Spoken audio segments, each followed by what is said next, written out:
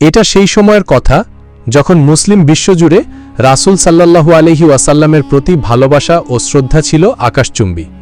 তার পবিত্র রওজা মুবারক জিয়ারত করতে দূর দূরান্ত থেকে ছুটে আসত অগণিত মানুষ। কিন্তু এই ভালোবাসার বিপরীতে কিছু অন্তরে ছিল নিকৃষ্ট ষড়যন্ত্রের অন্ধকার।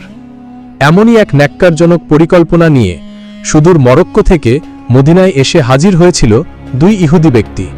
তারা নিজেদের পরিচয় দিয়েছিল মুসলিম পরহেজগার হিসেবে। তাদের উদ্দেশ্য ছিল একটাই, নবী সাল্লাল্লাহু আলাইহি ওয়াসাল্লামের পবিত্র দেহ মুবারক চুরি করে নিয়ে যাওয়া। মসজিদে নববীর পাশেই একটি বাড়ি ভাড়া নিয়ে তারা থাকতে শুরু করে। দিনে তারা মসজিদে নববীতে ইবাদত করত, মানুষের সাথে ভালো ব্যবহার করত এবং রাতের আধারে নিজেদের আসল কাজ করত। তাদের ঘরের ভেতর থেকে তারা রাসূল সাল্লাল্লাহু আলাইহি ওয়াসাল্লামের রওজা মুবারকের দিকে একটি সুড়ঙ্গ খোঁড়ার কাজ শুরু করে। প্রথম ষড়যন্ত্রকারী সালেহ ফিসফিস করে, মুসা, আর কত দেরি? দিনের পর দিন এই ইবাদতের নাটক আর ভালো লাগছে না। আমাদের হাত যে কাজের জন্য এসেছে তা প্রায় শেষের দিকে, আর মাত্র কয়েক হাত বাকি। দ্বিতীয় ষড়যন্ত্রকারী মুসা চিন্তিত স্বরে, সালেহ, এত অধৈর্য হয়েও না, আমাদের খুব সাবধানে কাজ করতে হবে। এখানকার মানুষ আমাদের খুব বিশ্বাস করে, সামান্য ভুল হলেই সব শেষ হয়ে যাবে। এখানকার শাসকের কানে গেলে আমাদের গর্দান যাবে। প্রথম ষড়যন্ত্রকারী সালেহ হেসে, আরে ধুর, এখানকার মানুষ আমাদের দেখে মুগ্ধ। তারা ভাবে আমরা আল্লাহর কত বড় ওলি। তারা আমাদের খাবার দিয়ে যায়, দোয়া চায়। আর শাসক, সে তো বহুত দূরে বসে আছে, সে কিছুই জানতে পারবে না। আমরা রাতের আধারে মাটি কেটে বস্তায় ভরি আর জান্নাতুল বাকি কবরস্থানে ফেলে আসি, কেউ কিচ্ছু টের পায়নি। দ্বিতীয় ষড়যন্ত্রকারী মুসা পেয়েছিল প্রায়। সেদিনের কথা মনে আছে? একজন পাহারাদার প্রায় দেখেই ফেলেছিল আমাদের। আল্লাহ রক্ষা করেছেন।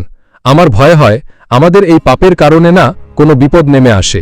প্রথম ষড়যন্ত্রকারী সালেহ, ভয় পেও না, আর 2-1 রাতের মধ্যেই আমরা লক্ষ্যে পৌঁছে যাব। তারপর এই দেহ নিয়ে আমরা আমাদের দেশে ফিরে যাব। ভাবো একবার, কি সম্মান পাবো আমরা, ইতিহাস আমাদের মনে রাখবে। একদিকে যখন এই দুই শয়তান তাদের ঘৃণ্য পরিকল্পনা প্রায় সফল করে এনেছিল, অন্যদিকে তখন দামেস্কের সিংহাসনে আসীন ন্যায়পরায়ণ শাসক সুলতান নুরউদ্দিন জঙ্গির সাথে ঘটছিল এক অলৌকিক ঘটনা। এক রাতে তিনি তাহাজ্জুদের নামাজ পড়ে ঘুমিয়েছিলেন। ঘুমের মধ্যে তিনি এক আশ্চর্য স্বপ্ন দেখেন। সুলতান দেখলেন স্বয়ং রাসূলুল্লাহ তার শিয়রে দাঁড়িয়ে আছেন। তার চেহারা মুবারকে ছিল বেদনার ছাপ। তিনি দুজন নীল চোখের লোকের দিকে ইশারা করে সুলতানকে বলছেন, নুরউদ্দিন, আমাকে এই দুজনের হাত থেকে রক্ষা করো। সুলতান আতঙ্কে জেগে উঠলেন।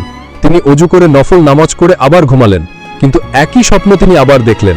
এভাবে পরপর 3 বার একই স্বপ্ন দেখার পর তার আর বুঝতে বাকি রইল না যে মদিনায় নিশ্চয়ই কোনো ভয়াবহ ষড়যন্ত্র চলছে। সুলতান জেগে উঠে চিৎকার করে, উজির, উজির কোথায়? উজির, জাহাপনা, এত রাতে আপনি এতটা বিচলিত কেন? সুলতান দৃঢ় কণ্ঠে, আর এক মুহূর্তও দেরি নয়, এক্ষুনি মদিনা যাওয়ার ব্যবস্থা করো। আমার মন বলছে আমার নবী সাল্লাল্লাহু আলাইহি ওয়াসাল্লাম কোনো বিপদে আছেন। এই স্বপ্ন মিথ্যা হতে পারে না, আমি নিজে যাব। সুলতান নুরউদ্দিন জঙ্গি তার বিশ্বস্ত উজির আর কিছু সৈন্য নিয়ে ঝড়ের বেগে মদিনার পথে রওনা হলেন। দীর্ঘ পথ পাড়ি দিয়ে তিনি যখন মদিনায় পৌঁছালেন, তখন শহরের গণ্যমান্য ব্যক্তিরা তাকে স্বাগত জানাতে এগিয়ে এলেন।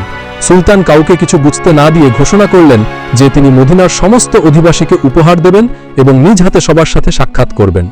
একটি বিশাল ময়দানে আয়োজন করা হলো। মদিনার সকল বাসিন্দা একে একে সুলতানের সামনে দিয়ে যেতে লাগলো আর উপহার নিতে লাগলো। সুলতান প্রত্যেকের চেহারার দিকে গভীর মনোযোগ দিয়ে দেখছিলেন, কিন্তু স্বপ্নের সেই দুটি চেহারার দেখা মিলছিল না। সবাই চলে যাওয়ার পর সুলতান চিন্তিত হয়ে পড়লেন। সুলতান স্থানীয় কর্মকর্তাকে, শহরের আর কোনো বাসিন্দা কি বাকি আছে?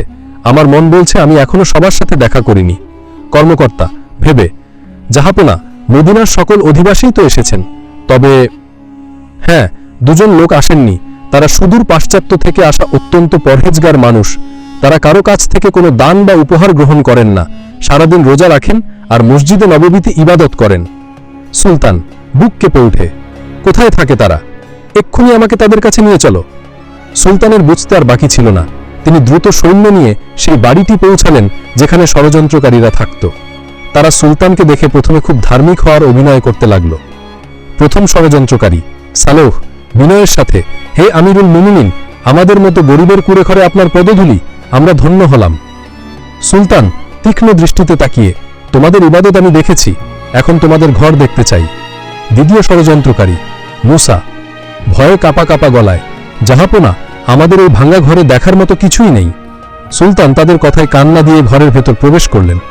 ঘরের এক কোণে একটি পুরানো চাটাই পাতা ছিল।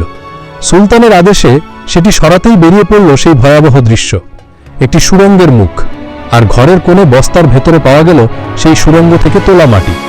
সুলতান গর্জন করে, এই কি তোদের পরহেজগারি? বল, কি উদ্দেশ্য তোদের?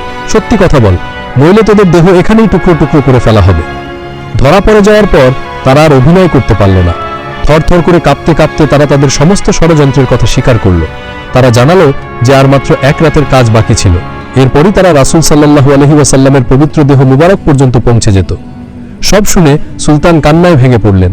তিনি আল্লাহের কাছে শুকরিয়া আদায় করলেন যে আল্লাহ স্বয়ং তার প্রিয় নবীর দেহ মুবারক হেফাজতের দায়িত্ব নিয়েছেন। এরপর সুলতানের নির্দেশে সেই দুই ষড়যন্ত্রকারীকে তাদের কৃতকর্মের জন্য কঠিন শাস্তি দেওয়া হলো।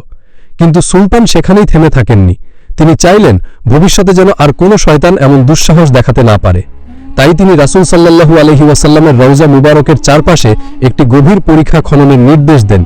এরপর সেই পরীক্ষা গলিত সীসা দিয়ে সম্পূর্ণ ভরাট করে দেওয়া হয়, যা রওজা মুবারকের চারপাশে একটি দুর্ভেদ্য দেয়াল তৈরি করে।